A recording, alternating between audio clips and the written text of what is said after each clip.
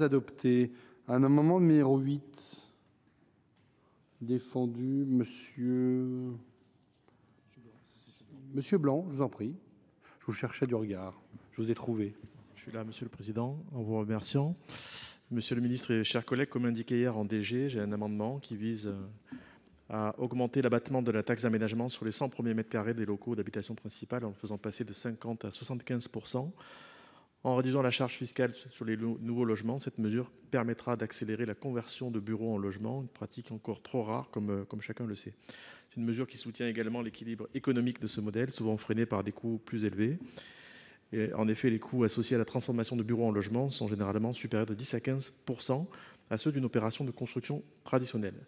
C'est un amendement qui a pour but de constituer enfin un outil au zéro artificialisation nette, l'objectif qu'il faut atteindre, car je pense vraiment qu'il faut s'y mettre. Merci. Quel est l'avis de la commission, monsieur le rapporteur? Merci, Monsieur le Président. Chers collègues, je suis bien sûr sensible aux arguments développés dans cet amendement, en particulier dans l'objectif du zéro artificialisation nette, mais je vais devoir vous demander de le retirer dans le même souci d'équilibre que je l'ai fait pour l'amendement précédent, puisque là, vous proposez d'aller plus loin sur les 100 premiers mètres carrés en portant l'abattement de 50 à 75%. Aujourd'hui, l'article 1635 quater du Code général des impôts prévoit que les 100 premiers mètres carrés des locaux d'habitation à usage d'habitation principale font l'objet d'un abattement de 50%.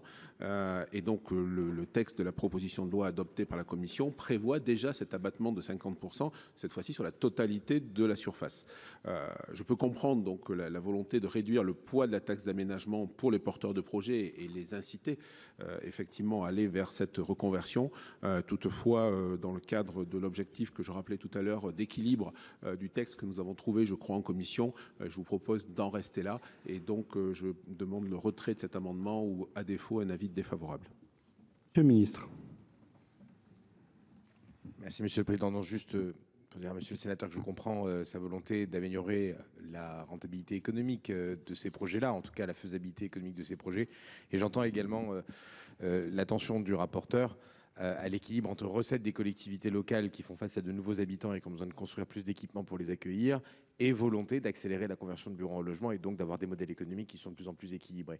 Je dirais simplement, sur ce sujet-là, nous serons sur le même avis que monsieur le rapporteur, tout en disant que le sujet fiscal n'est pas épuisé et qu'il y aura un projet de loi de finances qui aura vocation à discuter de ce sujet-là, des ressources, notamment des collectivités, quand il y a une hausse du nombre d'habitants, y compris quand on convertit des bureaux en logements. Donc ça n'est que le début d'une discussion qui va s'amorcer à l'automne lors du PLF et sur lequel j'imagine que nous aurons encore de longs échanges. À ce stade, on va en rester sur la position de sagesse du rapporteur et le suivre donc avec un avis, une demande de retrait, et sinon ce sera un avis défavorable.